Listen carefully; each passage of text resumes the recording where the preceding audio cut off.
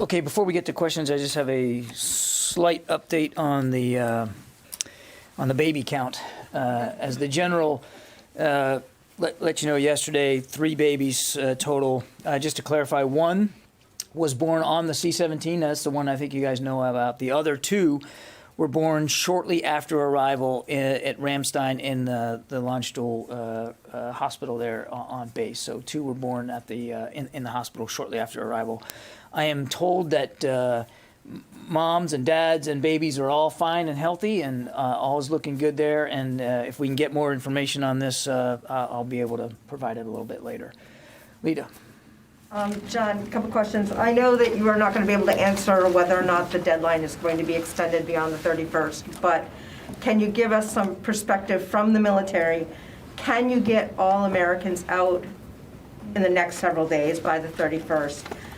Do you need more military bases in the United States to house them? Do you need more throughput in order to get that done? And do you need to increase the pace? And one, go ahead. No, go ahead, keep going. No, and the other day, the general told us that there were about 2,500, I think, Americans that had gotten out, but that number has increased over the last several days. About how many have gotten out so far? About how many? Americans. Okay. So all the deadline. I'm going to miss some of these, Lita. So just walk me back. You're right. There's been no change to the timeline of the mission, which is to have this completed by the end of the month. We continue to make progress every day in getting Americans, as well as SIV applicants and vulnerable Afghans out. And you heard the numbers that the general briefed just a minute ago, and the vast majority of these individuals are Afghans. So we remain committed to getting any and all Americans that want to leave, to get them out. And we still believe, certainly now that we have been able to increase the capacity and the flow, we believe that we have that that we have the capability, the ability to get that done by the end of the month. You asked for, I think, bases here in the United States was another one of your questions. Will you need to increase the number? It's possible that we might be looking at additional U.S. military installations here in the United States. Right now, we're working with 4 of them: Fort Lee, Fort McCoy, Fort Bliss, and Joint Base McGuire, Dix, Lakehurst, in New Jersey. Those are the 4 that are operating now and are beginning to see a flow of SIV applicants. It is very well possible that we could need to use additional U.S. military installations here stateside.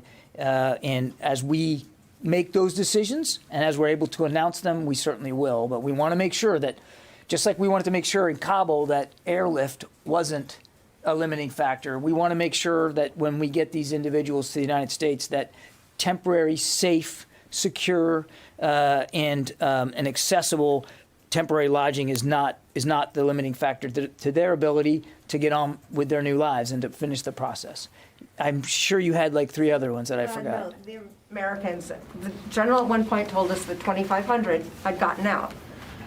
What is your assessment now as to the number that that have gotten out of Afghanistan, and do you think you can get all of them out? I think I answered the second part of that. I think for all Americans who want to leave, the State Department is working very hard to contact them, and we are getting them out every day, and that's not going to change. I understand the question about the specific detail.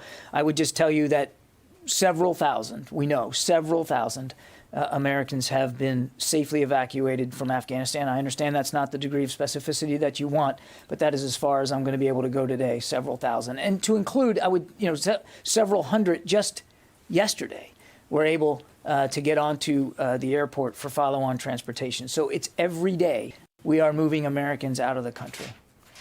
Tara. Barring any other factors besides weather, do you anticipate that DoD will be able to keep this pace up another 20,000 in the next couple of days to, maybe have 100,000 evacuated before the end of the week? That's definitely the plan, Tara. But as you know, the throughput is a function of many different factors, including even weather. So our plan is to continue this pace as aggressively as we can. You heard General Lyons speak to that, I think, very specifically yesterday. That's the goal. That's the intention. One fun one for you. The babies that were born on the aircraft and on if it's a U.S. side of a military base, are they considered American citizens? We've gotten that question a lot. You know, it's a good question. I do not know the answer to that. I'm probably going to have to punt to my colleagues at the State Department or Immigration. I don't know the answer to that. And just to remind, it was 1 born on the aircraft, actually in flight, 2 born at launch shortly after the flight arrived into Ramstein. And if I can get you any more details, I certainly will. One last, in the expansion effort, there's a Fed BizOps opportunity now for seeking Farsi and Pashto speakers for Keesler Air Force Base. Is Keesler going to be one of the expansion sites? I don't have any announcements on future possible installations that might be of use. We will do this in a rolling fashion, Tara, as if and when we decide we need additional installations, we'll let you guys know as soon as we possibly can. Yeah, Jen. John, has the U.S. started preparations to leave in order to leave by August 31st? When does the U.S. military have to begin making those preps? When does that decision have to be made? So I'm not going to get into a specific TikTok here. Just as when we were talking about the retrograde out of Afghanistan writ large for the military, we were very careful about the details we provided. The threat environment is very real around the airport, so I am going to be equally as judicious about the kind of information that we give out. But roughly speaking, you need at least several days to get the amount of forces and equipment that we have at the airport to get that safely and effectively retrograded. I won't get into a specific TikTok. And this is going to be the pace and whatever the daily extraction is going to be. That's going to be up to the commanders on the ground to determine what they're going to move and how and when they're going to do it, because we have a concomitant mission all the way through to continue these evacuations. So you have to be able to do both, and it's a balance. And the Secretary is going to trust the judgment of our commanders on the ground to properly meet that balance. But it sounds like you're still working on an August 31st deadline. We are absolutely still aiming towards the end of the month. Public statements by the Taliban the same as the private statements being made to U.S. officials about the deadline and when U.S. should leave? What I can tell you is that the Taliban have been very clear about what their expectations are as well. But the public and private statements are the same. Without getting into details, I'm not seeing much dissonance. And can you give any more details about the firefight that took place today, a second firefight outside the airport, and that there were some arrests by the Taliban of some so-called ISIS people taking videos of the airport? I know.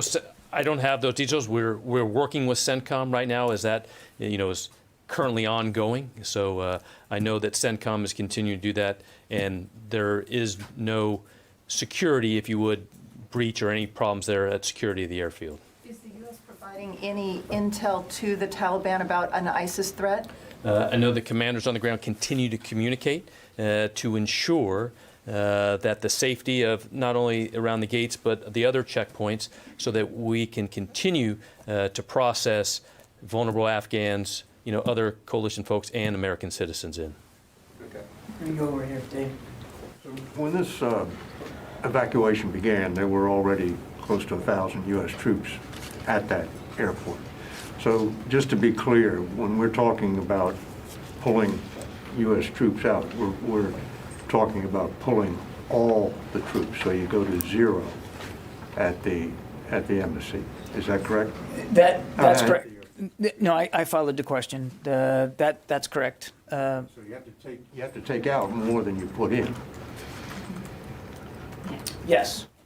So how does that happen without the active cooperation of the Taliban to keep the crowds away as U.S. troops first thin out their perimeter and then pull back? I'm going to let the general take that for just a second, because I think he's much more informed than I am about this. But I would just make the larger issue that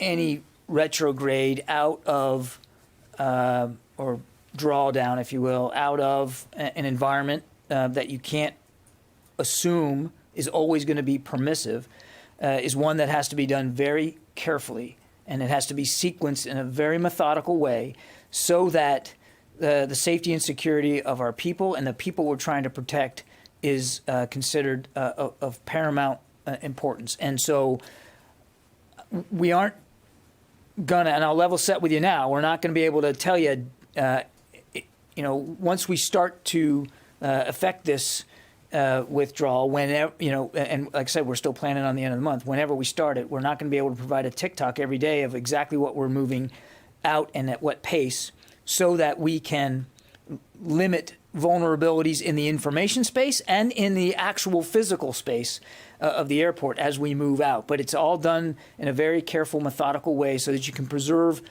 as much capability to the very end as you need, as well as security. And not just the security for our folks, but the security for the people that we're trying to safely evacuate. But I'll turn it over to the general in case he has more detail. I think, Mr. Kirby, you covered that very well. I just would add to that is, security is paramount during any, phase of an operation. So as you look at, as we go forward here, the commanders are going to continually communicate, coordinate to ensure that security is set to allow all those flight operations, all those things to continue to the end. Does the methodical, orderly withdrawal that he just referred to, does that require the assistance of the Taliban? It requires the coordination that I think we're doing right now to maintain that security. Yeah, there's no question that, David, as we work through this, that the daily communication with the Taliban commanders is going to have to continue. That's just a hard fact. Does their promise of cooperation expire on August 31st? I'm not going to speculate about or even speak for them or for their intentions. That we are, again, the mission has been to end on the 31st. That is the assumption that we are working towards, and we'll just have to keep moving forward. Carla. Have there been any additional air evacuations in the city of Kabul? Has the U.S. military done any evacuations of any sort outside of the city of Kabul? Because there are still lots of Americans that aren't even in Kabul. I'll let the general take that. So when you talk about evacuations, you mean going out, and we continue to closely coordinate to ensure the safe arrival of Americans and others on HKIA. So we have not gone any further air operations this time, but as I said earlier, we continue to ensure the capabilities that we've had, and as required, that we're able to do so. Is there a plan in place to help extract Americans who are outside of Kabul at this point? We are always planning and assessing what needs to be done to help Americans get to HKIA, to Kabul Airport. I haven't gone to the phones at all, so let me start doing that. I need my glasses again. Jack Detch from Foreign Policy. Thanks, John. I'm just wondering, do you have a specific update on the throughput now? Obviously, you've obviated the 5,000 to 9,000 number. I know you mentioned the 30 C-17 evac flights, but just wondering if there's a specific update on what your goals are for daily throughput. Well, and I think as you go back to what General Lyon said last night, and for those that right now the pace, the throughput that we're able to maintain, as I said earlier, is about a plane every 45 minutes. But also, that is also driven upon the requirement of what needs to be taken out. So right now, we assess that we have the required airflow, not only U.S. military, but as you said, you saw those numbers of our coalition and our other partners that are coming in. We assess that we will be able to maintain the throughput that we've seen the last 2 days. And then we will continue to assess what those requirements are from here forward of what we have to get that throughput into Kabul. So you're looking at about 20,000 per day? If you don't mind, we're trying to get as many out as we can, and so if we can exceed what our previous expectations were, and we have over the last couple of days, that's a good thing, and we're going to continue to drive at that. Idris? Two quick questions. Firstly, is the intention to get every American out who wants to leave plus as many SIV holders or applicants, or is it to get out all Americans plus as many Afghans out as possible by the August 31st? As many Americans who want to leave that we can get as fast as possible. As many of our SIV applicants who we can get to the airport and get them out as fast as possible. As many vulnerable Afghans that we can also work towards getting. But we understand the challenges of time and space here. We're mindful of that.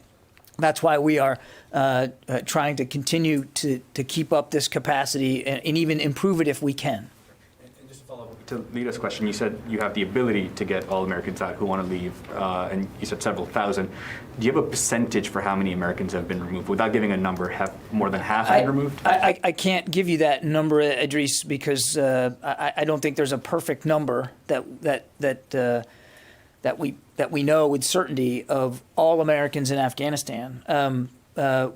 There's no requirement. You can't force an American when they go to a foreign country to tell you that they're there. And we encourage them to do that. The State Department has a robust set of communication vehicles at their disposal, especially in a country like Afghanistan.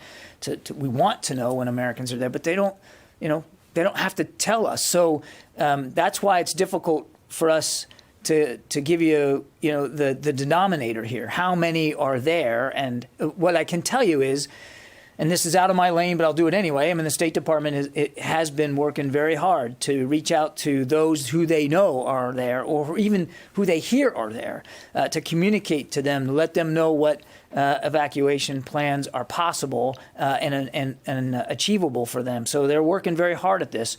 Our job at the Defense Department is to help facilitate their safe passage to the airport. And then getting them manifested and getting them on a plane out.